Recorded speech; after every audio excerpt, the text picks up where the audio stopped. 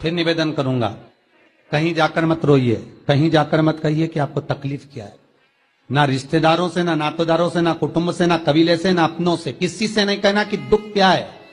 बस इतना करना कि किसी मंदिर में अगर पूजन करने जा रहे हो, आप जिस पाठ को कर रहे हो, जो पाठ आप करते हो, हमें ये भी नहीं कहना कि तुम शंकर का पाठ करो, हम तो ये भी नहीं कहेंगे कि शिव कवच करो, हम ये भी नहीं कहेंगे कि तुम हम बताएं वो वाला पाठ करो। तुम तो जो पाठ करते हो, तुम जो स्मरण करते हो, जो तुम मंत्र जाप करते हो, जो तुम नाम जाप करते हो, तुम्हारी मर्जी, तुम जो जपते हो, बस उस जप के समय पर कटोरी में, गिलास में, तांबे के पात्र में, पंचपात्र में जल हो और उस जल का आचमन, उस जल का सींचन दुकान पर, घर पर रोज करना प्रारंभ कर दो। आधे से ज्यादा तुम्हारी तकलीफ, आधे से ज्यादा तुम्हारा कर्जा, आधे से ज्यादा तुम्हारा दुख तो भगवान यूं ही समाप्त कर दे। यूं ही हम जल कौन सा सींचते हैं भगवान? अपनी दुकान पर पानी कौन सा छोड़ते हैं?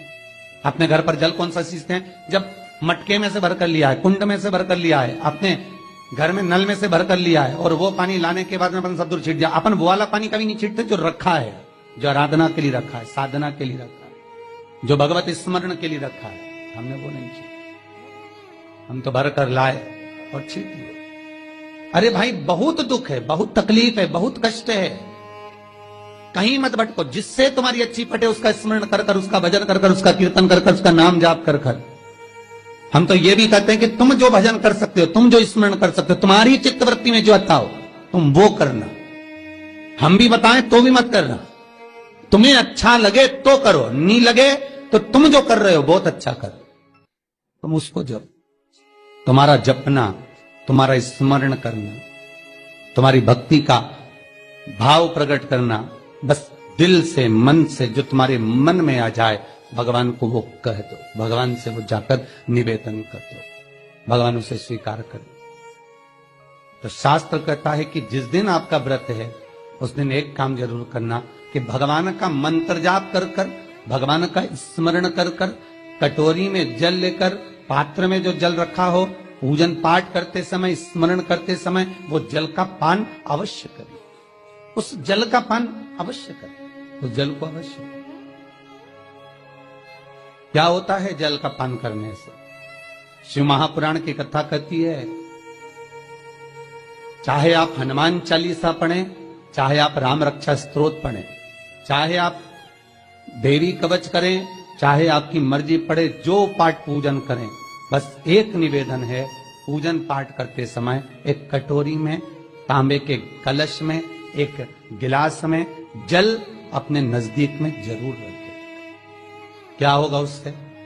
आप जितना पाठ करेंगे, आप जितना पूजन कर रहे हैं, आप जितनी आराधना कर रहे हैं, आप जितनी साधना कर रहे हैं, आप जितना तप कर रहे हैं, आप जितना हनुमान चालीसा, दुर्गा चालीसा, राम रक्षा स्तोत्र, यमुना अष्टक, गोवर्धन चालीसा, जो भी आप जप रहे हैं, जो भी आप सर्वोत्तम जी का पाठ करें, आप जिस भी पाठ को कर रहे हैं, उस पाठ को करते समय अगर जल तुम्हारे पास में रखा हुआ है, तो तुमने जब पाठ किया तो उसका जो तात्विक अंश है वो जल के अंदर जाएगा, और वो जल जब हम ग्रहण करेंगे तो हमारा जीवन आनंदित हो जाए। पहले के संतों को उठाकर देखिए, पहले के साधुओं को उठाकर देखिए, पहले के तपस्वियों को उठाकर देखिए।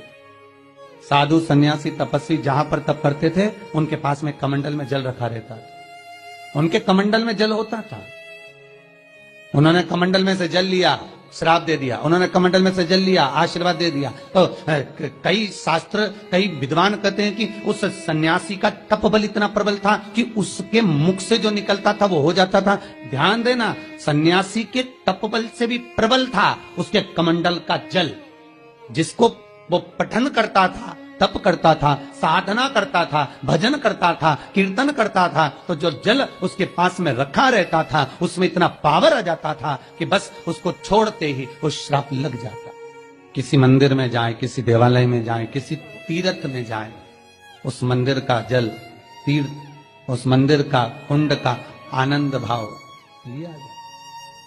भाई, भारत की भूमि पर जितने मंदिर हैं, भारत की भूमि पर जितने तीर्थ हैं, सारी नदियां, कुंड, तालाब, छोटे छोटे सरोवर, बावड़ियां, ये सब मंदिर के पास में ही क्यों बनवाए गए?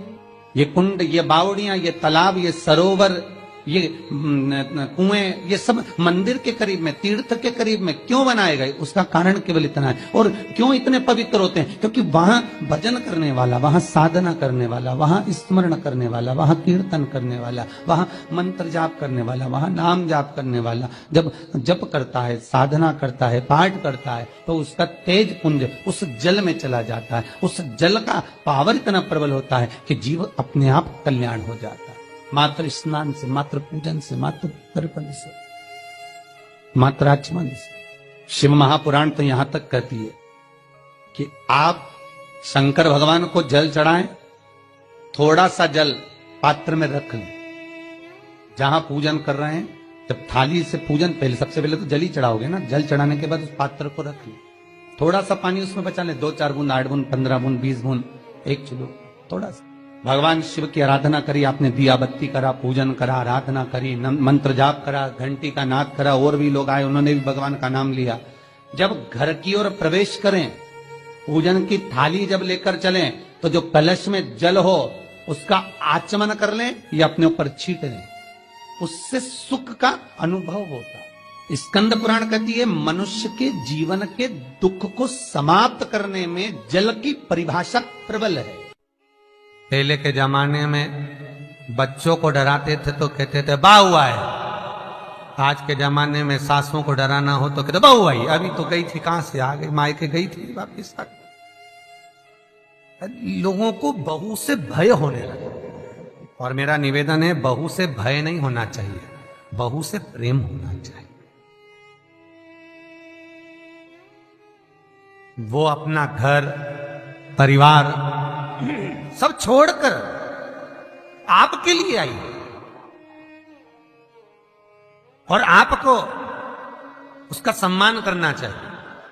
और बहुओं से निवेदन है, जिस मां ने पूरी जिंदगी जोड़ा है, संपदा को संजोया है, वो तेरे लिए संजोया है, तेरे को देकर जाए।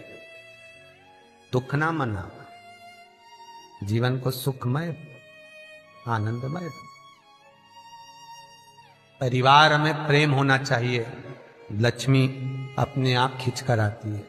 जिस परिवार में प्रेम नहीं होता, क्लेश बड़ा मचता है, अपनी अपनी सब सोचते हैं, वहां लक्ष्मी नहीं आती है। लक्ष्मी परिवार में जब तक रहती है जब तक प्रेम है, लक्ष्मी परिवार से जब जाती है जब वहां क्लेश मचने लगे, अशांति जहां पर होने लगे, लक्ष्मी चली जाती है। और फिर निवेदन करूंगा, कार वाली बहू मत लाओ, संस्कार वाली बहू लाओ।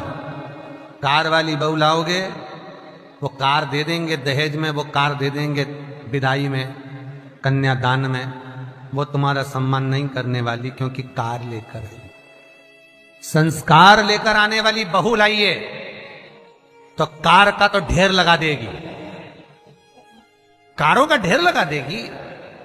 बहू लक्ष्मी हो, उसके चरण में स्वयं सुख है, तो आ जाए। और बहुओं से भी निवेदन है, जीजियों, अरियो बहुरानी, तुमसे